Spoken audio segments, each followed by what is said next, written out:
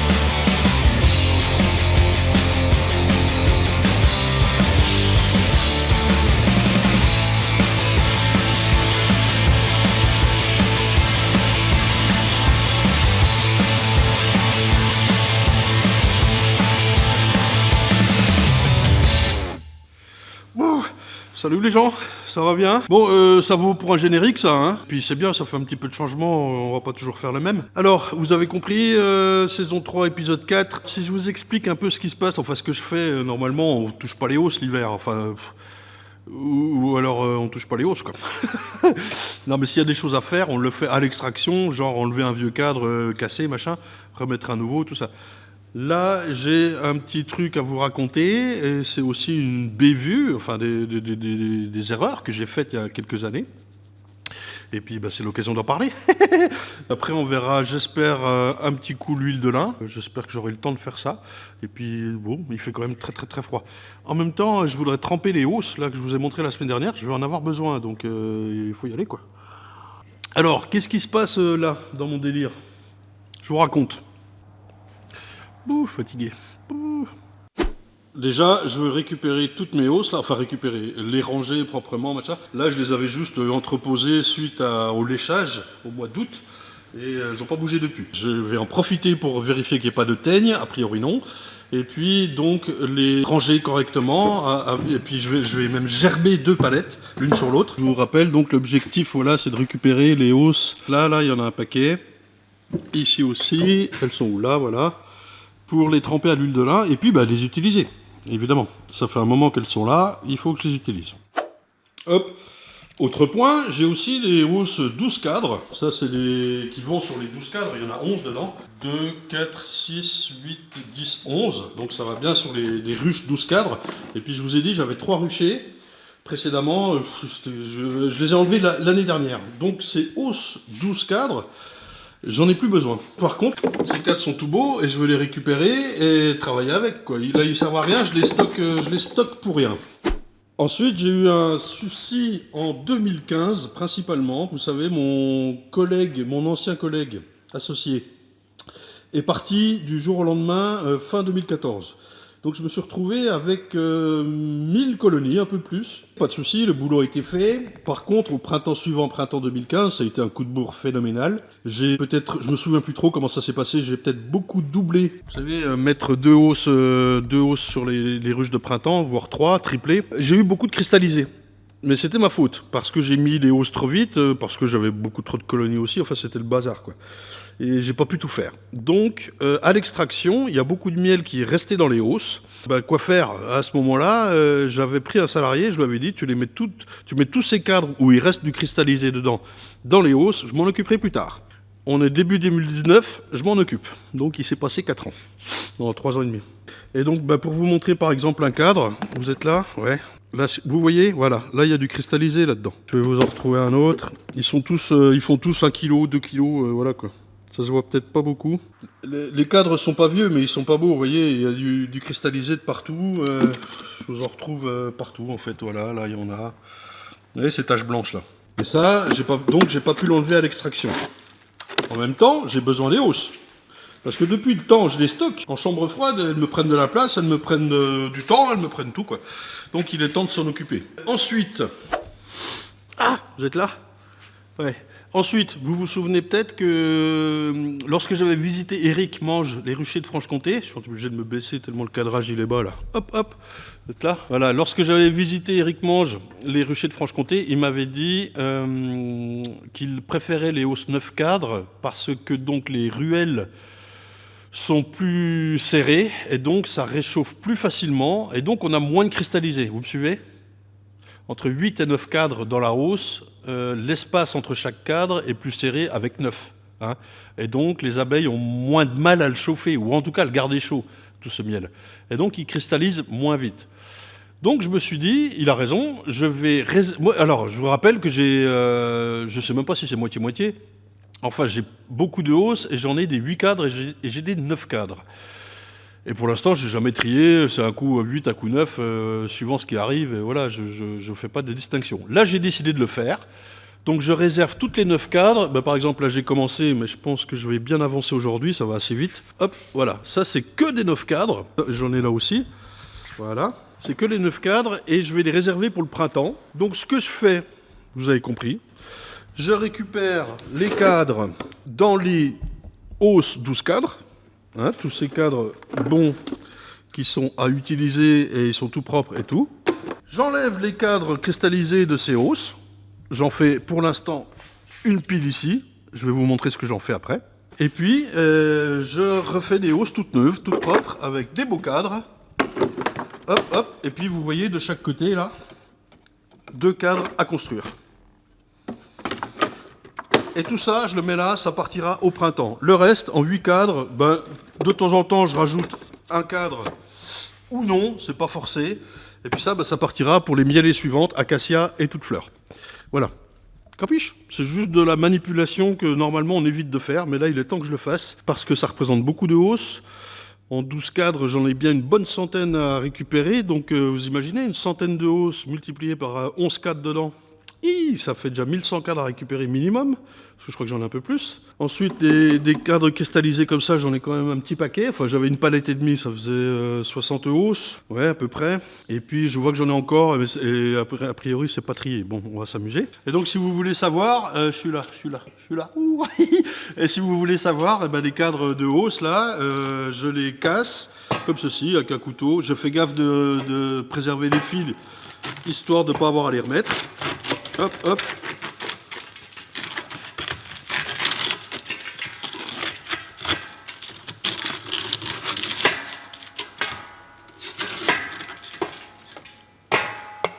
Et voilà. Et ça, je vais y passer à la soude, c'est-à-dire à la lessive Saint-Marc, là, avec de l'eau chaude. Et ils vont ressortir tout propres. Je n'aurai plus qu'à retendre un petit peu les fils, si nécessaire. Là, c'est nécessaire, avec une feuille de cire. Et voilà. Donc voilà, tout ce qui est donc cristallisé, voilà, ça se voit bien là. Hein, moi je remets pas ça aux abeilles, et puis j'ai même un ou deux vieux cadres tout noirs, ça faut les virer, faut absolument les virer. Mais vous voyez, j'en ai qu'un sur je sais pas combien là. Et puis, qu'est-ce que je voulais rajouter? Oui, c'est qu'à l'époque, j'avais posé la question quand même, bien sûr, à des collègues qui avaient un peu plus de bouteilles que moi. Ils m'avaient dit comme solution, comme je resserre mes ruches sur 8, à peu près toutes mes ruches sont resserrées sur 8 pour l'hiver, de laisser, après la partition, dans l'espace vide, parce que donc il y a 8 cadres, une partition, un espace vide, et voilà ma ruche. Hein. Et dans l'espace vide, de mettre un cadre, comme ça les abeilles viennent le nettoyer. C'est pas faux. Mais, imaginez un peu le boulot, le nombre de cadres, tout ça, déjà ça me posait un sacré problème. Et puis le deuxième problème, c'est qu'à cette période-là, j'ai posé les traitements. Donc quand bien même le cadre de hausse ne serait pas en contact, il serait un petit peu décalé et tout, moi je ne voulais pas mettre des cadres de hausse dans ma colonie au moment du traitement. Non, je ne voulais pas. Bref, c'est pour ça que j'ai stocké tout ça, quoi. Donc là, je vais prendre le temps d'y casser et de récupérer les cadres. Et puis la cire, je la fondrai à l'occasion. L'autre solution aussi, c'est de prendre des chaudières. Une chaudière qui va fondre, qui va s'occuper de faire tout ça, quoi. Moi, je vous avoue que là, le boulot, ça passera en 3e position. J'ai bien plus d'urgent à faire avant de m'occuper de tout ça, quoi. Enfin voilà, on s'occupe bien ici, hein. Allez.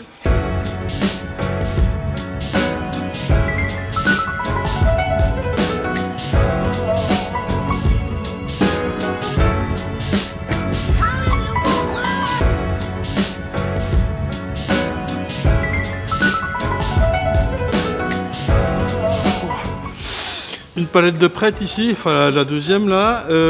Alors je suis désolé, j'emploie du film plastique pour gerber, vous allez voir, la palette. Je sais que c'est pas bien, enfin c'est pas bien, je voudrais bien limiter. Je me pose la question à chaque fois que j'utilise du plastique. Maintenant j'ai pas d'autre solution, je sais pas, je le fais par sécurité. Si ça bascule, ça va basculer là à cette hauteur là, et c'est le film plastique qui joue le rôle qui retient quoi. Hein. Si vous avez une idée à me soumettre, je prends.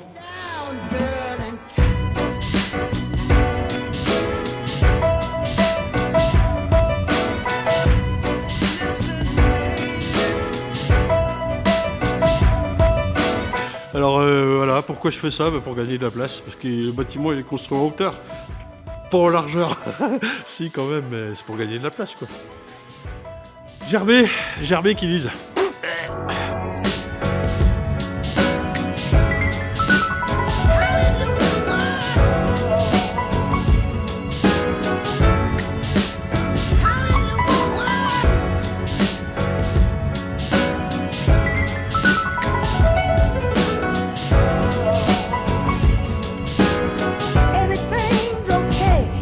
Allez hop, j'ai fini de trier donc le cristallisé. Vous voyez, il y a tout ça. Alors c'est de ma faute, c'est perdu. Non, je vais quand même récupérer des cadres et la cire. Mais je pense au travail des abeilles et au miel qui est perdu. C'est de ma faute. On en reparlera. Et puis là donc, allez hop, je vais ranger tout ce bazar, faire de la place pour libérer les hausses là-bas derrière et tremper à l'huile de lin. C'est la suite. Et ben voilà, ça nous fait une petite place nette là. Ça fait du bien. Hein. Donc on a accès aux hausses. On va tremper à l'huile de lin là. Elles sont toutes neuves. Voilà. Et il y en a là également. Ça, ce sont des hausses déjà utilisées, mais que je veux retremper également. Là, j'ai quoi? Des partitions à nettoyer, désinfecter. Mais je vous avoue qu'on va en reparler plus tard. Je voudrais bien me passer du polystyrène. Ici, j'ai des corps à tremper aussi, qui sont prêts. Ils sont grattés, désinfectés. Et là, j'ai également des tout neufs. Des corps tout neufs. Qui sont vieux. Donc ça, on va les tremper à l'huile de lin. Complètement. Et même, je pense que la question va arriver, est-ce que tu trempes à l'huile de lin des corps déjà peints avec du thermopin? Et la réponse est oui. Oui, il va rester un petit peu de traces d'huile, mais ça se ressuit, de toute façon. Et au moment de faire un transvasement en avril ou mai, il n'y a plus de soucis, quoi, de toute façon, quoi. Voilà, l'huile de lin, ça c'est tel que je l'achète. Voilà. Et puis on va en profiter pour distinguer les cahiers des charges de ce qu'ils nous disent, là, au moins écossaire, éventuellement les autres. Est-ce qu'on peut tremper à l'huile de lin, utiliser ça ou pas? Je vais peut-être le faire en voix off, ça. Allez, on envoie. D'habitude, je fais essuyer le bois dehors, hein, sur des petits tasseaux, mais là, entre la neige qui menace et puis il fait trop froid, on va le faire à l'intérieur, elles vont ressuyer dedans, et puis voilà. Hop, alors voilà le topo les amis, vous comprenez le truc, je trempe les hausses 3 par 3. En fait la cuve là elle était destinée à recevoir une 12 cadres, hein, tremper un corps de 12 cadres en une fois donc. Je les laisse à peu près 3 minutes, je les retourne puis 3 minutes, hein, comme un beefsteak quoi. Au début je mettais un timer mais c'est impossible de mettre un timer 3 minutes, puis 3 minutes, puis 3 minutes, on devient fou. Donc on y va un petit peu à l'arrache. Et puis après je vais filmer, je les sors, je les retourne pour tremper l'autre côté. Et puis voilà, ainsi de suite, quoi. Puis après, je vais les faire essuyer. Hop, je me suis mis des cartons partout par terre pour éviter d'en foutre partout. Et puis, un peu comme celle-là qui est là, vous allez voir, on va faire des piles de hausses pour qu'elles ressuient. Elles vont rester là quelques jours, quoi. Voilà. Après, je pourrais les habiller avec des cadres. Et voilà. Alors un petit peu de voix off pour compléter deux, trois petits points. D'abord effectivement le bois, hein, donc je rajoute un petit peu d'huile au fur et à mesure, ce qui est bien normal, et c'est encore plus flagrant avec les ruchettes, je vous montrerai ça un petit peu plus tard, je le ferai en mois de mars je pense. Et puis il y a également de la poussière qui s'ajoute, on voit là il y a quelques détritus un peu noirs et tout ça, donc quand je suis en fin de session et que la cuve est relativement vide, Là, à ce moment-là, je ne remets pas d'huile, je vais plutôt la vider complètement, c'est ce que je disais, et c'est à peu près tous les 2 ans, ça dépend du rythme de trempage, évidemment. Hein. Mais voilà, je préfère l'enlever et repartir à zéro avec de l'huile toute belle, toute neuve, quoi. Voilà. Et puis, deuxième point, donc les cahiers des charges bio. Alors, si on distingue un petit peu les 3 cahiers habituels, ceux que je vous avais parlé en live, là, Ecocer qui est l'européen, hein, Nature et Progrès et Déméter, je vais vous lire, ça va être à peine long. Chez Ecocer, donc les ruches et les matériaux utilisés dans l'apiculture sont principalement constitués de matériaux naturels. Certains éléments de la ruche ou ruchette peuvent être en plastique. Le matériel d'élevage, cupule, etc., le nourrisseur, le plancher, mais le corps, les hausses et les cadres doivent être en matériaux naturels. Les nucléi peuvent ne pas être en matériaux naturels, style polystyrène quoi. L'utilisation de partitions en aluminium ou en polystyrène pour isoler les ruches est possible.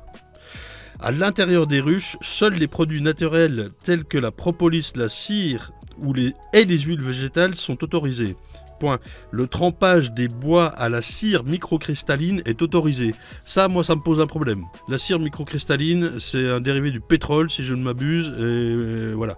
Là, pour moi, il y a un souci. Mais je comprends que ça soit autorisé parce que ça marche très très bien. C'est très efficace pour protéger le bois. Maintenant, c'est pas terrible, quoi. À l'extérieur, les produits utilisés ne doivent pas présenter de risque de contamination pour l'environnement ou les produits apicoles. Exemple, le thermopin, autorisé, l'huile de lin, l'essence de térébenthine, les peintures ou l'azur à base d'eau. Voilà. Si on passe chez Nature et Progrès, alors j'essaie de me dépêcher. Hein. Eux, ils ont toujours un avis recommandé, un avis autorisé et un interdit. Ils recommandent du bois non traité, d'origine locale. Alors ça, voilà, origine locale, moi je suis proche du Jura, il y a beaucoup de sapins, d'épicéas, des choses comme ça.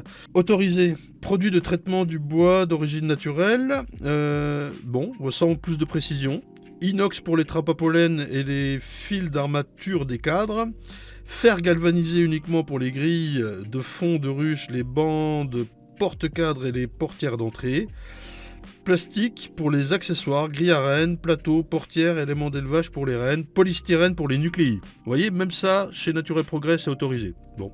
Et puis, ce qui est interdit, c'est les produits de traitement de bois non écologiques, type thermopin. Alors eux, pour le coup, ils interdisent la peinture thermopin. Bon, qui vous savez, c'est une peinture à base de pigments d'aluminium qui absorbe, ou en tout cas, absorbe les rayons du soleil.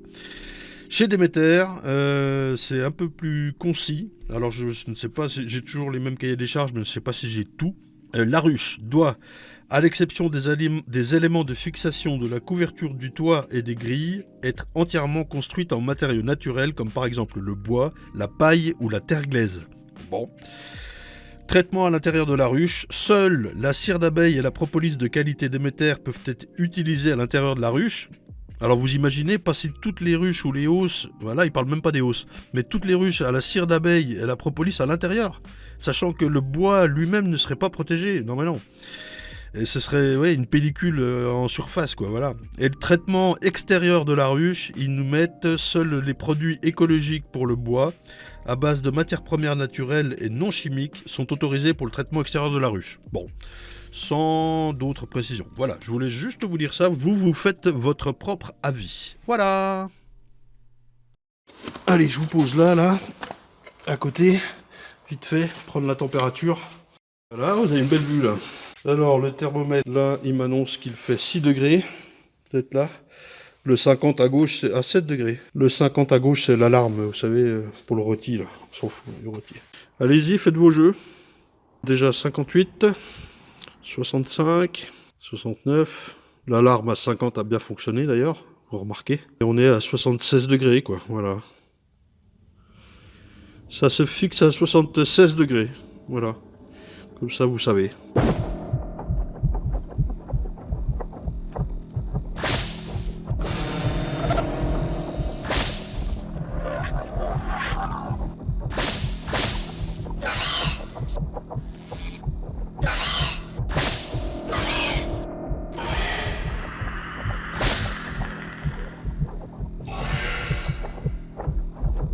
Par contre, ce que vous allez me demander, c'est la peinture. Alors en l'occurrence, moi les hausses, je ne les peins pas, vu le temps qu'elles restent dehors, en gros avril, mai, juin, puis c'est même pas les mêmes, ça tourne. Donc je ne sens pas l'utilité de les peindre au thermopin. Et puis pour les ruches, eh bien oui, il faut le faire, mais donc il y a un temps de ressuyage assez long. Je sais pas, 15 jours, 3 semaines, mais quand il fait plus chaud. Là, j'avoue, elles vont peut-être mettre un peu plus de temps à se ressuyer. En tout cas, quand je vais les hausses là et les corps que je vais tremper, quand je vais les amener aux ruches en avril, mai, ce sera bon, quoi, ce sera nickel. Et puis, oui, c'est sûr qu'il faut pas peindre sur l'huile directement, la peinture, elle va pas tenir. Et évidemment, enfin, je sais même pas pourquoi je dis ça, quoi. Donc voilà, évidemment, il vaut mieux se mettre dehors, ou en tout cas faire le ressuyage dehors, je le répète, il fait un peu trop froid, et je voulais vous montrer ça cette semaine, parce que le mois de février va être un peu speed. Si vous avez un ou deux corps, ou une ou deux hausses, évidemment, vous n'aurez pas de cuve comme ça, je le comprends. Eh ben dans ce cas, au pinceau, quoi. Maintenant, pinceau, on fera que l'extérieur, que l'intérieur. Là, je suis sûr de l'imprégnation du bois, même si je fais un passage assez court. Le fait qu'il soit imprégné, c'est pas mal pour les cirons et trucs comme ça. Et quoi d'autre? Bah, le fait que ce soit chaud. Puis voilà, c'est pour ça que ça marche bien, quoi. Hein, de toute façon, sauf si je me trompe, naturellement, on n'a jamais mieux fait que l'huile de lin pour conserver, j'allais dire, protéger le bois. Voilà, donc on a fait le tour à peu près. Là, il faut que j'envoie un petit peu parce qu'on discute, mais c'est comme d'hab, il faut que ça avance. Donc on termine l'épisode là-dessus, les amis. Oh, soyez pas tristes. J'envoie le petit générique. Et puis ce qu'on fait la semaine prochaine, je serai à l'ANRCA, les journées de formation, je crois, mardi et mercredi. Bref, je n'aurai pas le temps de vous faire un petit épisode. Donc je vous propose qu'on se retrouve en live vendredi prochain, ce sera quoi, le 6, le 7, j'en sais rien, vendredi 21h comme d'hab, et puis on parlera de la semaine, on parlera de ça si vous avez des questions, je vous raconterai un peu l'ANRCA, ce que j'ai vu, ce que j'ai entendu et tout ça. On fera un truc assez court je pense, enfin soyez là, vendredi 21h, allez, ciao.